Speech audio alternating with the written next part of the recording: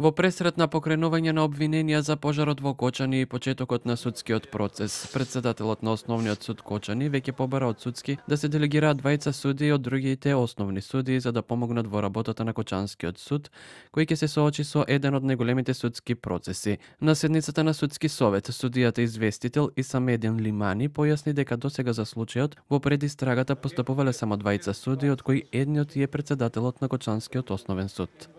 Се укажува дека судот се соочува со проблем за формирање на совети од член 25 став 5 од Законот за кривична постапка, а дополнително во врска со случувањата на настаниот пожар од 16.3.25 година отежнато постапувањето по редовните предмети и се појавува застој во однос на одржување на веќе закажаните рочишта на главна расправа. Членот на судски совет Весна Дамева изјави дека треба да се даде поддршка на колегите од Кочани, но предочи дека со пренасочување на судиите матичните судови ќе останат без кадар.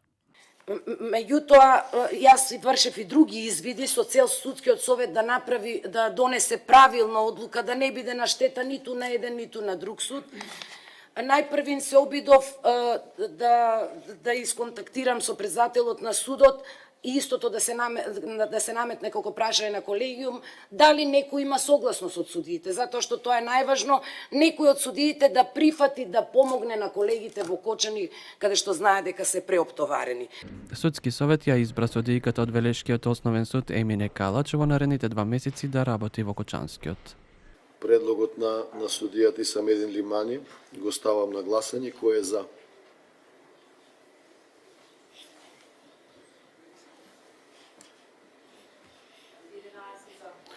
Констатирам дека со 11 гласа за е донесена следната одлука. Судијата Емине Калач, судија на Основен суд Велес, временно се упатува во Основен суд Кочани за период од 2 месеца. Поради известната обемност на судскиот процес за Кочани не е исклучено пренасочување на други суди од други градови. Зависно од потребите и недостигот на суди, до средината на јуни пак треба да биде готов обвинителниот акт за пожарот во Кочани. Досега се обвинети околу 70 на лица, ова е еден од најобемните случаи досега. Дел од експертската јавност смета дека правдата мора да дојде до оние кои се највиновни и за постапување, но и за непостапување во случајот.